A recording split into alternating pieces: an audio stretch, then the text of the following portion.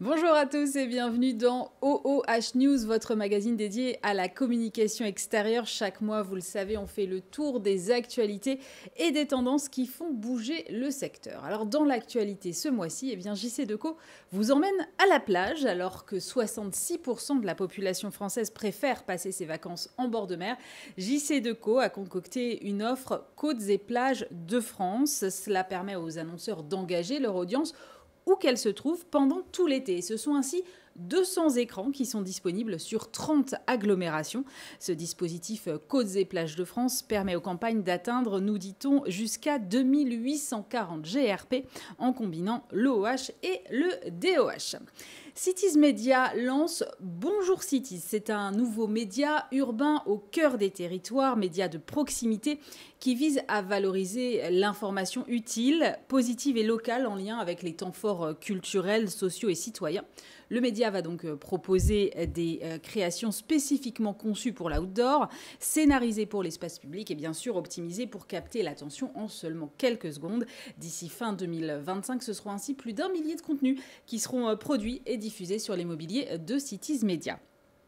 Giraudy, de son côté, renforce son engagement RSE en soutenant les trophées Cador Grande Cause de 2025.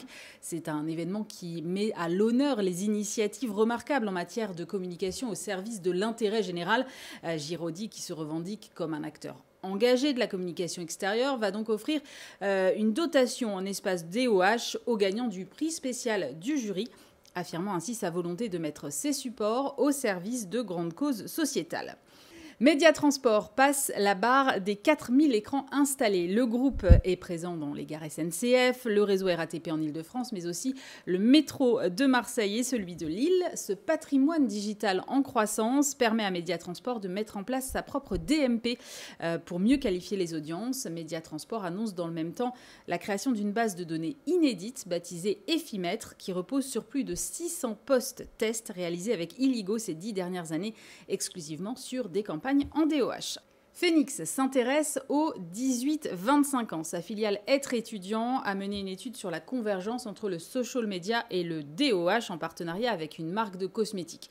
Ont été produits une vidéo d'1 minute 30 diffusée sur les réseaux sociaux et puis un film de 10 secondes diffusé sur les écrans Phoenix Digital. Résultat, chez les 18-25 ans, 43% déclarent avoir reconnu la campagne, 72% veulent se renseigner sur les actions RSE de la marque, des scores qui explosent chez ceux qui ont été doublement exposés sur les deux médias avec 90% d'intention de renseignement. Phoenix a donc décidé, fort de ces enseignements évidemment, de lancer une étude Social Media Out of Home pour conjuguer à la fois le média urbain et les réseaux sociaux. On passe au décryptage.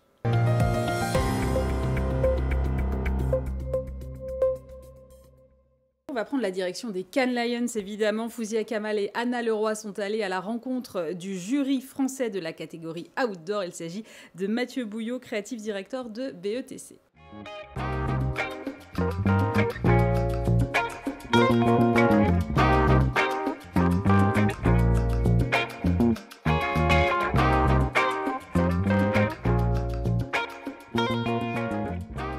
Plutôt bien, avec beaucoup de diversité, plus de 2000 travaux envoyés, ce qui fait de l'outdoor, comme chaque année, une des plus grosses catégories du festival. Donc oui, ça va plutôt bien. Les deux grands prix, ce qu'ils racontent, c'est une certaine capacité d'innovation d'une certaine façon. Le grand prix traditionnel qui est KitKat, en fait, c'est beaucoup de choses. C'est un regard sur la société, c'est une façon de faire de l'affichage en extérieur qui est assez courageuse. Il n'y a pas un seul mot sur cette image et pourtant quand on la regarde, on se dit immédiatement « Have a break avec KitKat ». Et ce qu'on a beaucoup aimé, il y a eu une discussion très intéressante autour du fait que cette campagne a gagné un silver en print, mais un grand prix en outdoor. Qu'est-ce qui a fait la différence? En fait, ce qui a fait la différence, c'est le contexte. Quand vous lisez un magazine et que vous tombez sur la pub KitKat, vous étiez déjà en train de lire un magazine. Ce qu'on a adoré dans la pub KitKat à l'extérieur, c'est que, comme la plupart des gens, si vous attendez un bus ou un train, avant de voir cette publicité, vous devriez vous-même être en train de regarder votre téléphone, exactement comme les protagonistes de cette campagne. Donc, ouais, pour toutes ces raisons-là, voilà, c'était assez innovant finalement, et c'est le signal qu'a voulu envoyer la présidente et le jury. C'est qu'on peut toujours réinventer l'affichage. Et c'est quand même une très bonne nouvelle qu'on y arrive encore tant d'années après le début. C'était la première campagne. Et la deuxième, la cérémonie des Jeux qu'on connaît tous, nous, et en fait que le jury a adoré parce que finalement c'est un jury international qui était là, des gens de toutes les cultures, de tous les pays, et ce message d'universalité qu'ils ont retrouvé dans la cérémonie d'ouverture leur a plu immédiatement dès le départ. Il n'y a pas eu de discussion à ce sujet-là. C'était vraiment quelque chose qui les a énormément touchés. Et c'est pour ça que cette campagne a gagné le deuxième Grand Prix de la catégorie Outdoor. Alors, les tendances de l'année en fait en outdoor, c'est sur la partie traditionnelle une certaine forme de minimalisme qui revient énormément. Économie de mots, économie de logos. On revient à des choses assez pures, assez essentielles, assez minimalistes, donc vraie grosse tendance. La deuxième, c'est la présence des marques de bière qui est anecdotiquement très très importante.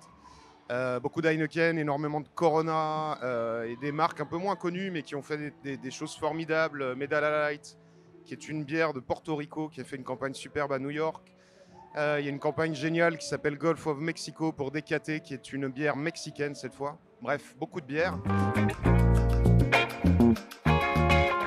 Le DOH n'est pas passé à la trappe, c'est-à-dire qu'on a vu quand même pas mal d'utilisation de ce médium, certaines qui jouaient directement avec ses possibilités, avec l'interactivité qu'on pouvait y trouver aussi. L'interactivité, c'est quelque chose qu'on a pas mal trouvé également, qu'elle soit analogique ou qu'elle soit digitale. Le DOH était bien présent et a permis de réaliser de très très beaux travaux. Le décryptage du mois, c'est autour des enjeux du DOH, un média qui tire la croissance de la communication extérieure. Et pour en parler, j'ai le plaisir de recevoir Anne-Laure Padrine. Bonjour Anne-Laure. Bonjour.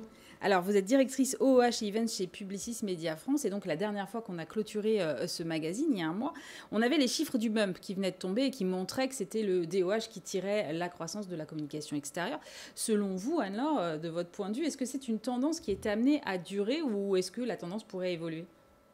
Non, je pense que la tendance est amenée à durer. C'est vrai que le DOH, et donc la digitalisation du média, on est le seul média où la digitalisation n'a pas détruit le média finalement, mais a boosté la croissance. Cette digitalisation, elle est portée par plusieurs sujets. Tout d'abord, l'évolution du patrimoine, qui est très importante en affichage, et qui suit finalement l'évolution des mobilités. Et ce qu'on voit finalement, c'est qu'aujourd'hui, tout le patrimoine qui se développe est un patrimoine DOH. Les appels d'offres des municipalités intègrent du DOH.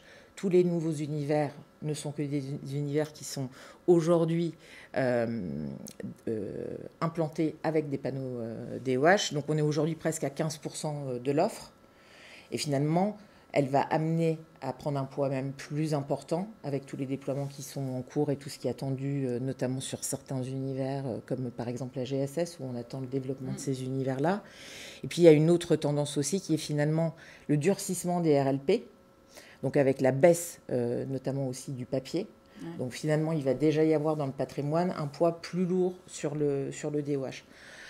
Le deuxième point important, c'est que, et je pense qu'on en parlera aussi après, il y a notamment la flexibilité de ce média, il y a le fait de pouvoir l'acheter aujourd'hui aussi en programmatique, donc ce sont là aussi des drivers de croissance sur des budgets qu'on n'avait pas nécessairement, parce que le média est quand même un média contraint, très logistique en papier, donc cette hyper-flexibilité, elle permet de faire venir plein d'annonceurs. Et tous les progrès qu'on fait aujourd'hui aussi avec le programmatique, les ciblages, l'intégration de la data, permet vraiment aussi de booster la croissance du média. Donc je pense que ça sera amené à durer. Alors peut-être plus avec des croissances à 2 chiffres comme on peut l'avoir aujourd'hui, mais en tout cas, c'est sûrement le DOH en fait, qui va porter finalement quand même l'avenir du média affichage. Mais alors vous parliez du programmatique, est-ce que ça a vraiment révolutionné le DOH ? Je ne parlerai pas obligatoirement de révolution du média. Par contre, je pense que ça a été un très grand accélérateur de la transformation du média. On l'a beaucoup attendu, le programmatique, on n'en a entendu pas pendant des années. Je pense que le marché aussi est assez déçu parce que finalement, c'est une révolution douce. C'est-à-dire qu'on y va un peu lentement et on apprend tous sur ce média-là.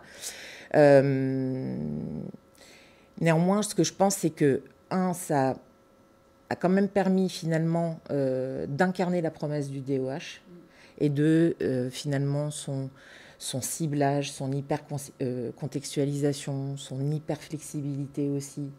Quand je dis hyper-contextualisation, il faut se dire quand même que quand on faisait des ciblages météo il y a 5-6 ans, on les faisait un peu en regardant la météo qui allait faire le lendemain. Enfin, voilà. Donc en tout cas, ça permet vraiment, je pense, de pousser le marché sur la technologie à s'automatiser et à se transformer. Je pense même que ça transformera demain le mode de commercialisation, même du papier. On l'a tous en tête que ça transformera ce sujet-là. Sur les questions technologiques, il n'y a plus de freins aujourd'hui. Les compatibilités entre les différentes parties prenantes, tout ça, ça fonctionne maintenant ? Ça fonctionne.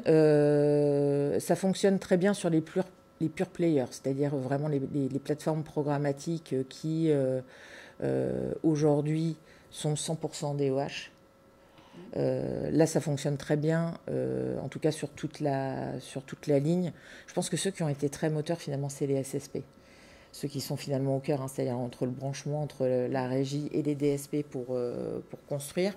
Donc aujourd'hui, je pense que technologiquement, on est bien. Il n'y a plus ce sujet-là. Et moi, j'avais une question. Vous parliez de privatiser un écran, d'avoir des expériences de gaming, tout ça. Où est-ce qu'elle se situe, la frontière entre l'événementiel et le DOH ? Parce que parfois, on a des dispositifs qui sont extrêmement immersifs aujourd'hui. Oui, il y a une énorme offre qui se développe sur tout ce qui est écran géant. Le premier, celui qui est un peu, on va dire, le totem du marché, qui est le Digital Dream de Cities au 4 temps, et qui est vraiment un écran complètement immersif et qui a été pensé pour ça. Dans sa conception, il y a un espace d'animation au sol, donc il a été pensé pour le travailler de manière événementielle. On est assez frustré sur le marché français parce que on est très contraint en extérieur sur le RLP. Nous, on n'aura pas effectivement, on n'aura pas de Times Square avec tous ces écrans. Bon, c'est peut-être pas plus mal non plus, mais donc, en tout cas, on est assez vite très friand de ce qui peut être fait dans des univers indoor, justement sur ces zones-là. Donc oui, la frontière, elle est très proche parce que je pense qu'il y a un vrai sujet de se dire que finalement, et là justement, je reviens au sujet qui s'imbrique surtout, hein, aussi bien la créativité ou autre, qui est finalement ce contexte où je peux être effectivement en train de faire mon shopping ou en train de... Donc, je peux attendre finalement une communication qui me propose une expérience. C'est-à-dire que je suis déjà dans une démarche un peu expérientielle. Merci beaucoup Anne-Laure pour votre analyse. Merci à tous de nous avoir suivis. On se retrouve bien évidemment au mois de septembre pour un nouveau numéro d'OH News.